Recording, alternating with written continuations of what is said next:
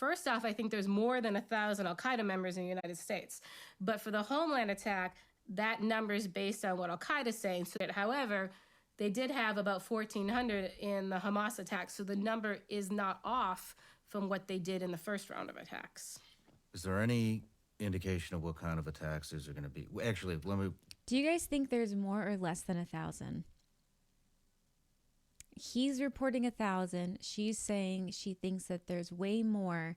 You guys think more? Marine Corps in here saying there's more. Echo Delta, more, definitely more. Okay. General consensus is there is more. Interesting. Okay. Before we get into that, how old is this information? I mean, it's ongoing. So the training's already done, right? So all the training info is now old because they trained all the Homeland attackers, if that makes sense. So like next week, you're not going to get info of a Homeland attacker probably at a terrorist camp because it's already done.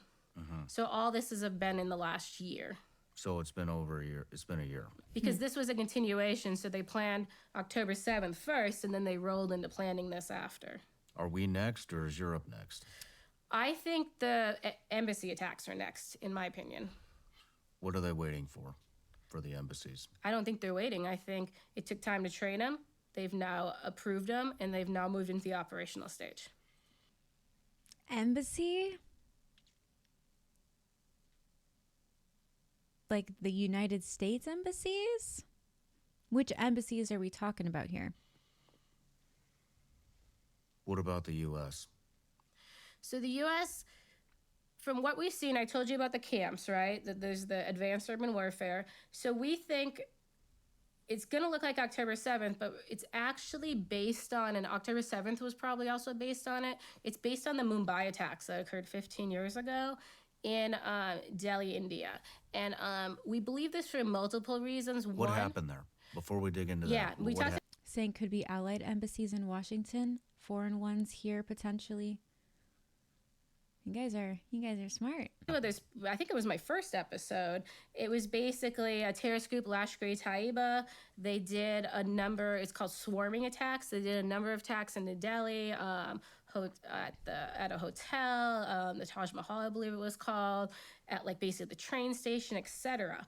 The interesting thing about it, and this is why they're going to employ it now, is those terrorists were given kind of like latitude. One, they could change the location they were attacking, and they could change the modus operandi they were using. So, for example, when they went into the train station... Modus operandi, for those of you guys that don't know, is, I'm sure you guys do, but motive of operation, just so you guys are tracking. So what's the motive? It was supposed to be a bombing. When they got in there, they said, wow, we can kill more people just shooting them than putting the bomb together, and they shot them. Another thing that they did is in real time, information was being passed to them.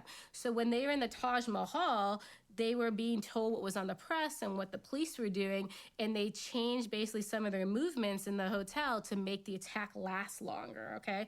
So this is the part that's going to be different, right? So Al-Qaeda always wants to innovate when it does its next attack, right? So I've already told you about the innovation of the suicide vests. Well, do you know we really haven't had a suicide bombing in the United States ever?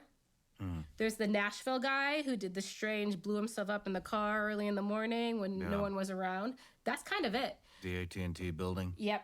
So we have not had a man walk up to a building with a suicide vest on in the United States. Americans don't understand this. Al-Qaeda knows this, right? So this is new and innovative, especially now. You don't have to walk up. Let us go. I want to know what's happening with the border stuff, because they haven't talked about it yet, but it's titled it, I think. Understand this. Al-Qaeda knows this, right? So this is new and innovative, especially now. You don't have to walk upside of the building. You can walk in the building because of the advancement of the vest.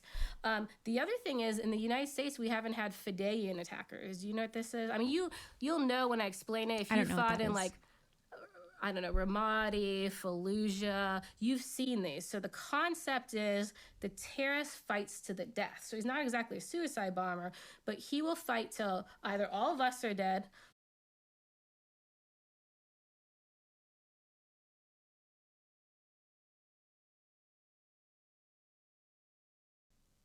all of his people are dead, right? So this can go on for multiple days. like the plan was for Mumbai, for example. So we think it's going to be a swarming attack, right? Multiple different attacks at one time across multiple cities. We think there will be suicide bombers just because some of the attackers went through suicide bomber training and they have these vests, right? And then we think there's these Fideian attackers who will carry on until they're killed. The Fideian matters, right? I was watching, I want to say it was like 8 months ago. Let me just rephrase that. So these guys are, and we already overlaid the video of their training, and they are going to fight until they're killed. Yes. There's no stopping them. Exactly. And that matters, right? So I was watching this video, and it was a suicide bombing in Kabul years ago. And it was the bomber blew up, okay? And then everyone starts moving in. The first responders move in, right? And then another guy walks in and blows up. We know this is a tactic, right? But if Americans don't understand this as a tactic and don't understand these attackers are going to fight to the death, think about that. So battle's going on. The attacker surrenders, right? He might have the suicide vest. We let our guard down. That man came to die, right? He's going to fight till he dies or you dies. So we can't let our guards down. And they know our weakness, right? So we have to be very careful that we don't have more people die in these second and third order effects of not knowing their intent. That's a really good point. That is a really good point. Once there's kind of like a surrender, you kind of relax a little bit, but it is a different fighting style for sure. What kind of places do you think they're going to target? So this is what's complicated. So Al-Qaeda's preference, as you can imagine, is symbols of the U.S. or anything that causes economic damage, right? So Capitol is a great symbol. Capitol was actually in, I think the Capitol is, a lot of people are targeting it, but the Capitol was in their propaganda just as 9/11 when they were memorializing 9/11, right? So the Capitol matters. I feel like bridges or any kind of public transportation always matters because it puts costs against us and it causes fear. But here's where it gets complicated.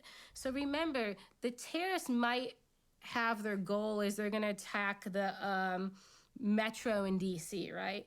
But remember, some of these terrorists are going to be ISIS. And remember, they can change location. So the ISIS guy might go down the metro and say, there's not many people down here. I'll kill 20, but there's a event going on. I'm going to go up there, right? And because ISIS is a little different. ISIS just wants mass casualty.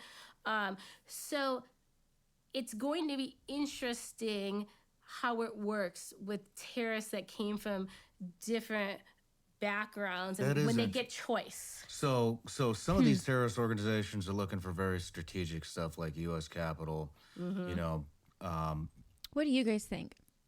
Do you think the classic political monuments, things like the Capitol, do you guys think that that's the only thing? Do you guys think it's more low key, like it would be like a stadium or something like that? What do you guys think? I'm curious to see y'all's thoughts on that. I feel like standard wise, always going off of political monuments, things like that, symbols of democracy. You're saying, like she said, it's complicated. Night Shadow saying more likely to be a stadium than a government center. I would think they want casualties. You think infrastructure for sure? I just feel like things with infrastructure, our security is just so high. I'm going to stay out of this. I don't want to knock on my door. It's just so hard because I feel like in America we have so many symbols. Basically, U.S. governmental infrastructure and in elites.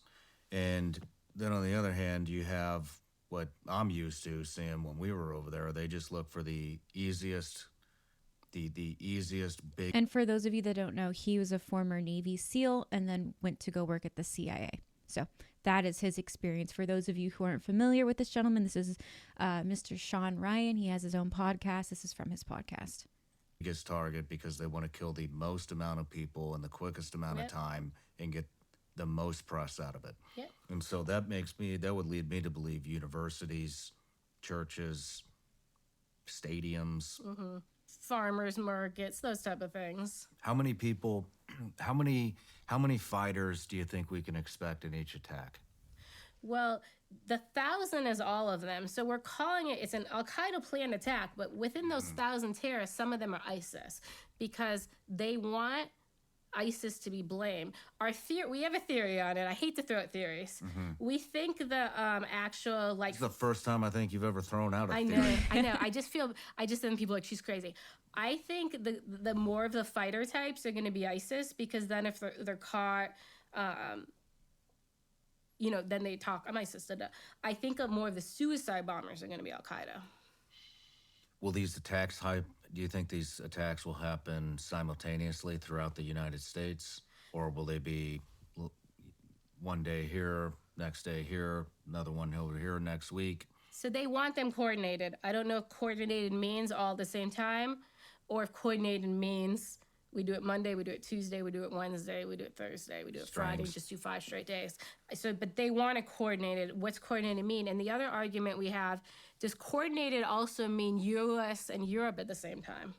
And is Europe all coordinated at the same time? So when they say coordinated, we don't know exactly what that means. So they could also be U.S. and Europe at the same time,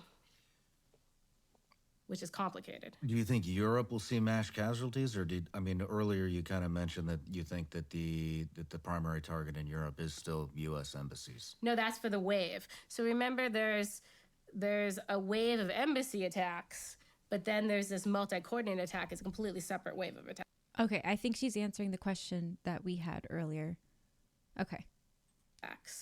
So they're going to get the same October 7th attack in Europe as we're getting in the U.S.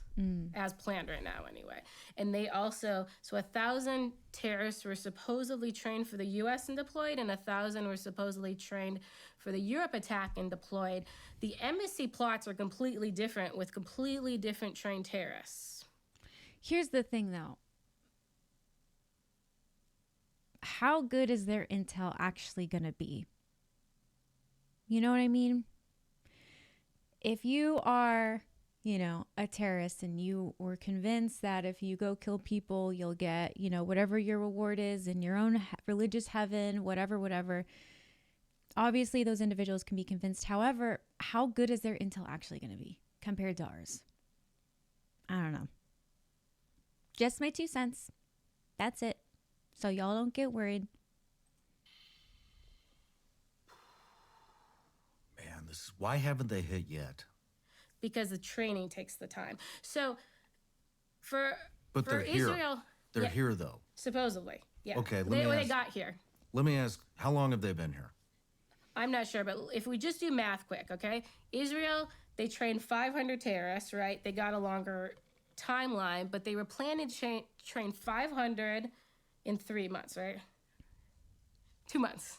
So they were going to train 500 in 2 months for Israel. So for Israel, they did it really quick, but it would have been half-assed. They luckily ended up with a year and a half.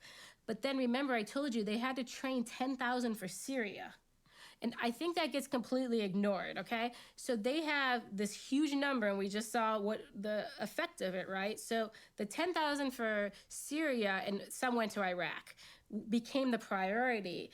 And then we think the homeland attackers were in there. And then that's training's done too, if that makes sense. So they are training for multiple phases at the same time. So it takes time to get through all the training. You're saying you would be shocked at the level of intel these terrorist organizations have? Oh, no doubt. You guys are absolutely right. For sure. However, I would like to think that we are smart enough to be able to control the intel that they get, if that makes sense. And to, make sure they're getting XYZ instead of ABC.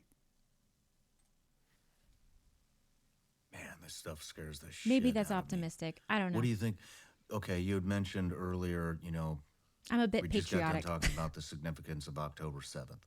How many other dates are there that it could potentially, if they're looking for that kind of, symbology or whatever you want to call it, how many dates are we looking at? Is it too many are there too many significant dates throughout the 20 years that we were over there that we can't, we can't.